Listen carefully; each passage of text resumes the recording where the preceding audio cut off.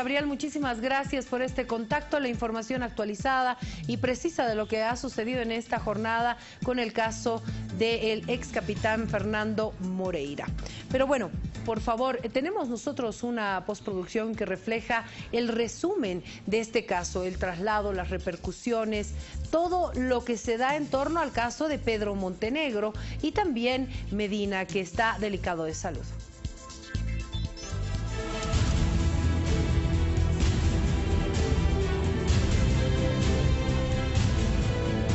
Con fuerte escolta policial llegó el ex capitán Fernando Moreira a su audiencia de cesación a la detención preventiva, audiencia que se desarrolló en el piso 6 del Palacio de Justicia, donde sus abogados solicitaban las medidas sustitutivas. En todo momento se ha garantizado la protección de su vida y la seguridad de ambos privados de libertad. Y bueno, no tengo un reporte de que estuviesen ellos viviendo en condiciones infrahumanas o como las que denuncian. De hecho, me indican que se encuentra en un sector denominado Posta, que es un lugar adecuado para detenidos preventivos. En este momento hemos presentado un recurso de acción de libertad para que la señora juez dé cumplimiento al auto de vista de fecha 10 de mayo del año en curso. Entonces esperemos que en el transcurso de la tarde se dé cumplimiento al auto de vista. No han enervado ningún riesgo y la señora juez ha ratificado nomás su detención preventiva. No habló, él estuvo nomás escuchando a su abogado expuso. Dentro de la exposición no enervaron ningún riesgo procesal. A la detención preventiva se hizo efectivo el traslado del ex capitán Fernando Moreira. ¿Qué se va a pedir? ¿Qué se va a solicitar? Bueno, el tema de la situación jurídica y el momento de la detención preventiva ha mejorado con la declaración del señor Pedro Montenegro. Ha confirmado el canciller Diego Pari y claro, debe estar todavía en trámite esta situación, pero con seguridad el Ministerio Público está haciendo también el seguimiento del caso y analizará esta solicitud. Lo que todos esperemos que la Cancillería, el Ministerio de Gobierno, el Ministerio Público actúe de manera eficiente, cumpliendo las leyes bolivianas, cumpliendo los convenios internacionales y que este caso obviamente no se quede a media. Tenemos que conocer la verdad verdadera, todos los posibles involucrados y no por el hecho de que se consolide una extradición, no se deje la investigación de lado.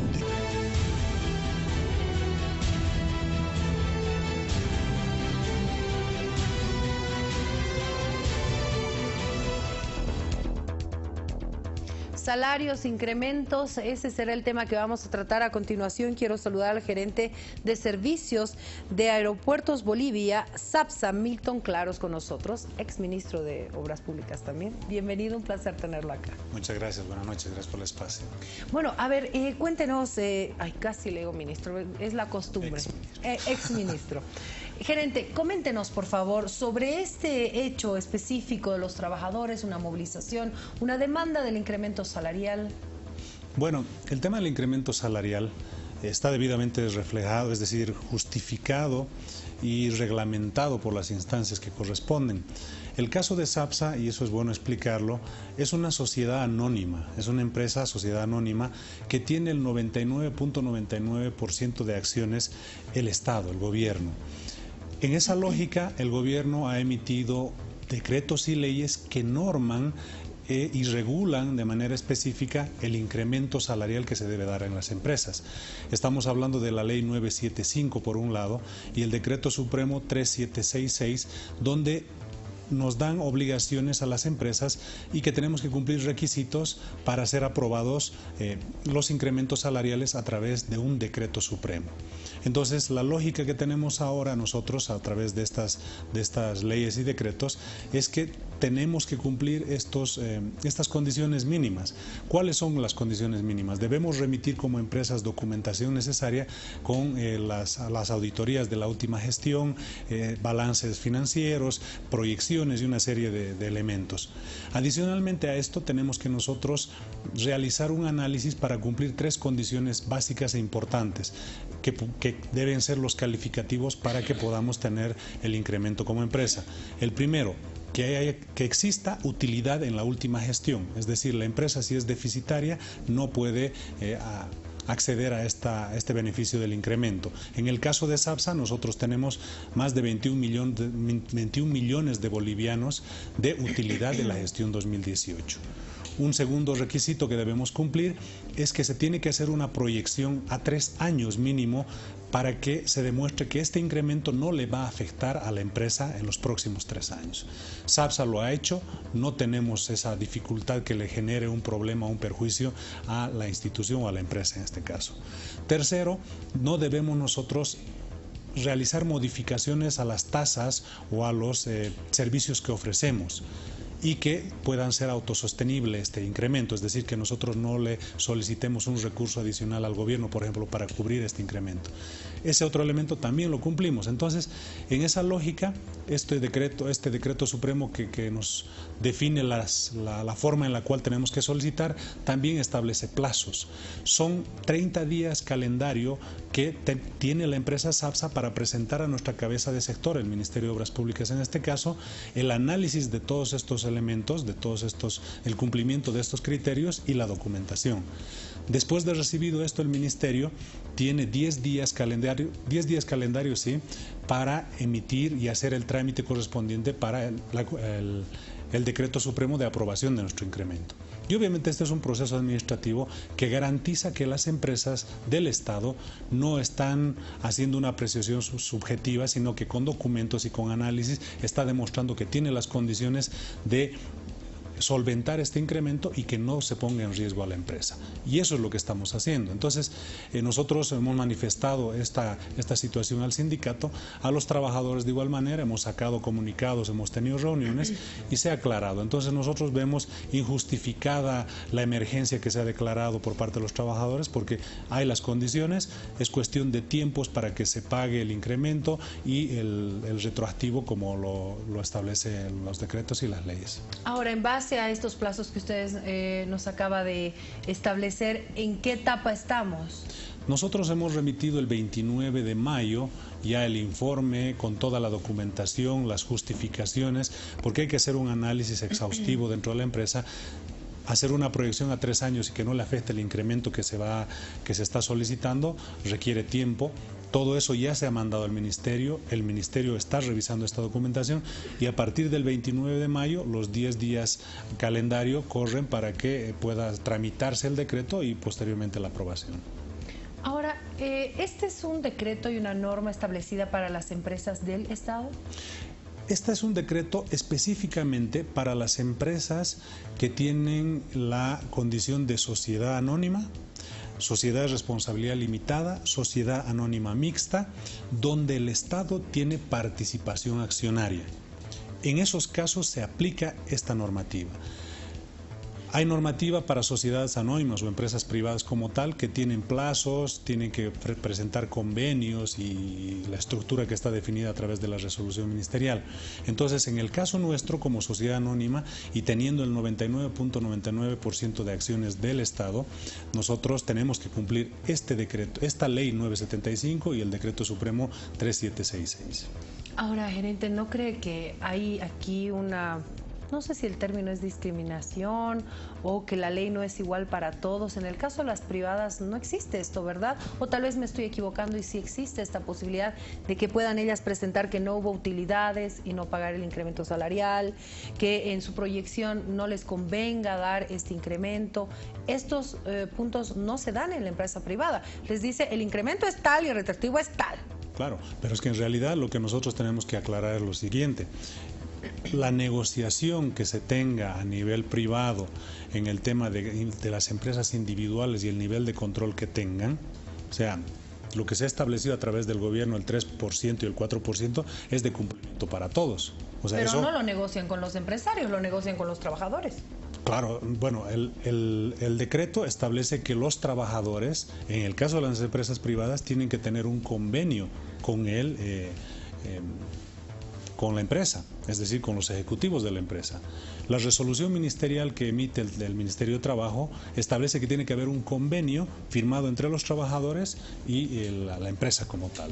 O sea, eso quiere decir que si una empresa coordina o llega a un convenio con sus trabajadores de que no sea por decirles el 4% como lo había definido la ley y que sea el 2%, ¿se puede aceptar? Mira, ese tema yo no lo manejo al 100%. Lo que sí sabemos es lo que se estableció a partir del 1 de mayo, que hay un mínimo en el salario nacional y existe sobre el salario básico también un incremento. Entonces, ese tema puede ser más, con seguridad, no está restringido, pero menos en ningún caso. No se puede. No se puede.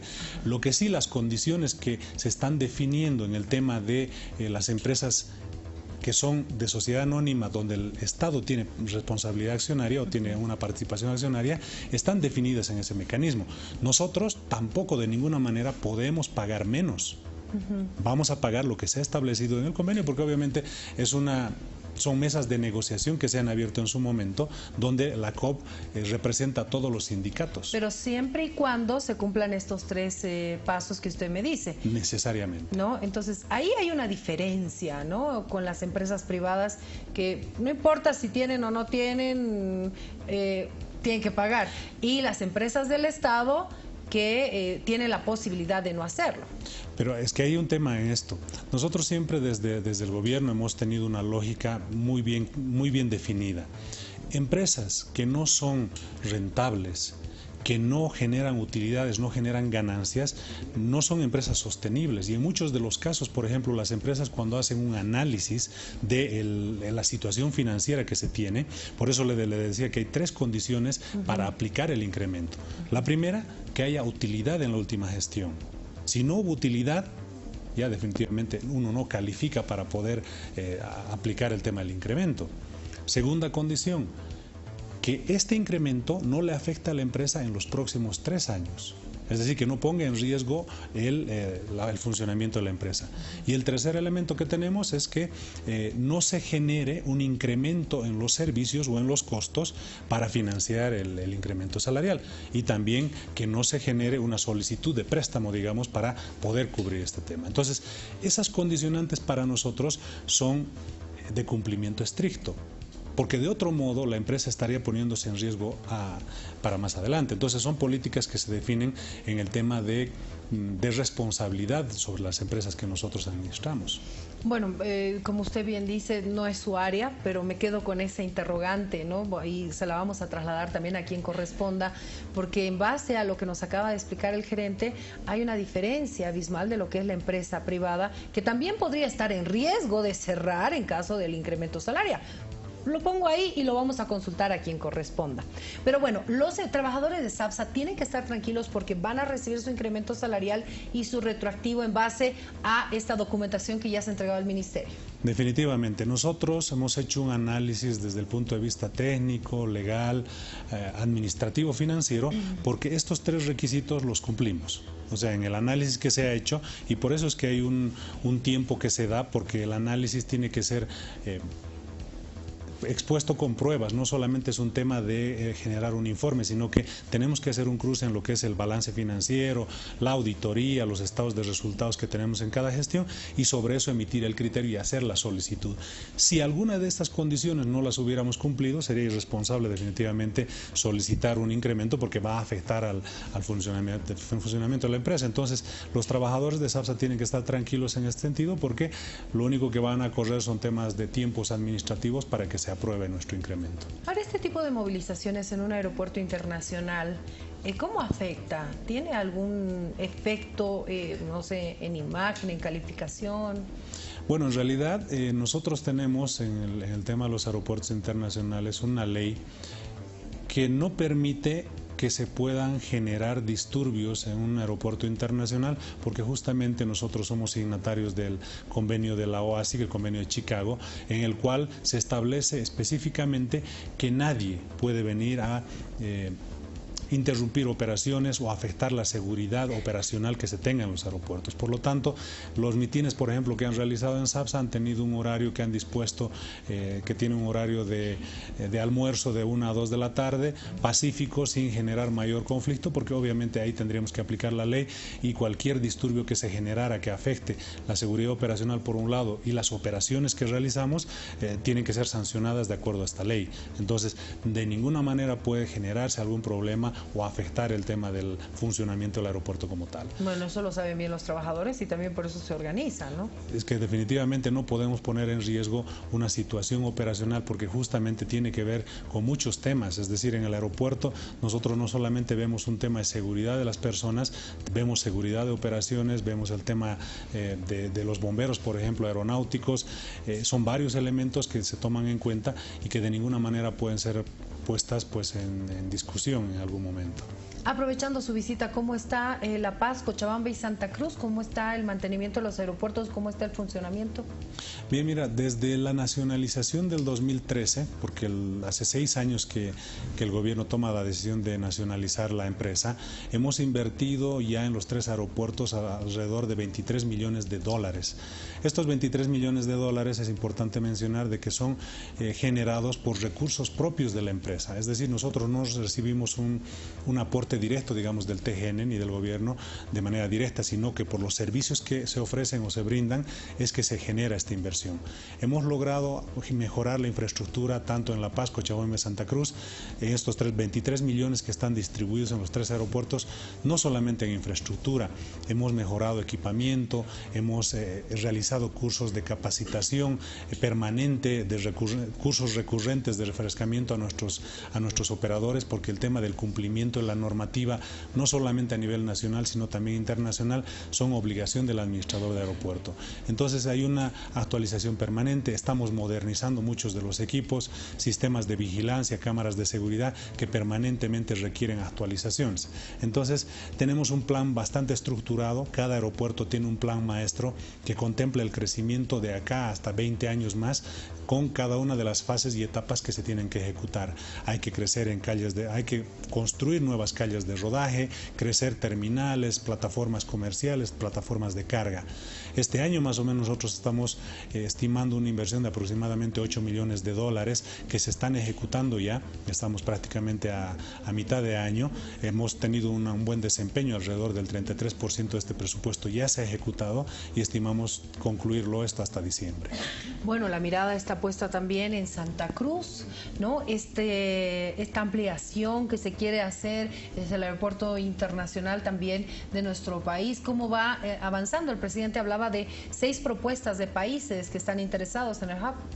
Sí, definitivamente la apuesta que tenemos nosotros por Viru es muy importante porque Viru tiene todas las condiciones geográficamente hablando y condiciones técnicas adecuadas para consolidarse como un distribuidor de carga y de pasajeros, porque en primera instancia la superficie que tiene son más de 2.400 hectáreas que tenemos de terreno que nos permiten pensar en proyectar un crecimiento a nivel del lado aire y lado tierra, me refiero a las terminales, a las plataformas, a las pistas de aterrizaje.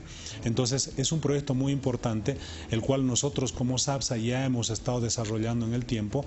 Estamos construyendo ya más de 2.000 metros cuadrados de terminal en la zona nacional. Cuando ustedes llegan al aeropuerto se van a fijar que estamos construyendo y aparte de esto vamos a comprar nuevas mangas, también estamos creciendo en el lado de plataforma comercial. La apuesta que tiene el gobierno para el hub es una asociación público-privada.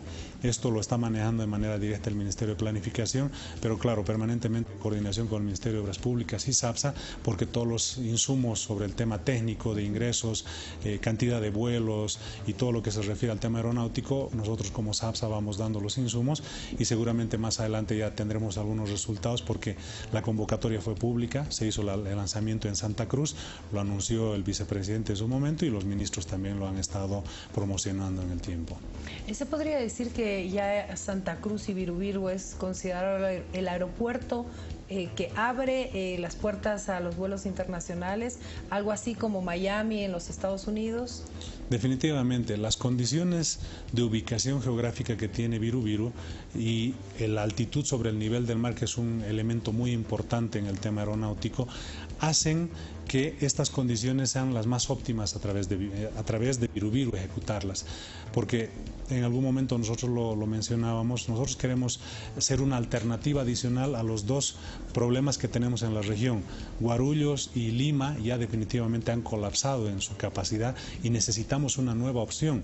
Muchos pasajeros en este momento prefieren, por ejemplo, del Brasil venir a Viru y hacer la conexión a Europa o Estados Unidos por el tiempo que demoran en las conexiones en el mismo aeropuerto de Sao Paulo. Entonces, las condiciones están dadas y hay una mirada de desarrollo que se empalma muy bien con todos los otros proyectos que se están gestionando en el gobierno. Estamos hablando del tren bioceánico, la carretera bioceánica, que es estratégico en el desarrollo. Entonces, definitivamente son las condiciones inmejorables que tiene Viru. Bueno, en el caso de La Paz, por ejemplo, cuando ya se conocía que, por ejemplo, una línea conocida mundialmente, American Airlines, ya no iba a llegar hasta La Paz, es como que relega un poco al aeropuerto de La Paz, ¿no? Y ya se concentra todo en Santa Cruz. Bueno, en realidad son temas comerciales que van definiendo las aerolíneas. Hay temporadas altas y temporadas bajas que ellos van definiendo. Eso no significa de ninguna manera que nos estamos aislando, es una línea aérea. La Paz tiene la ventaja de que es sede de gobierno.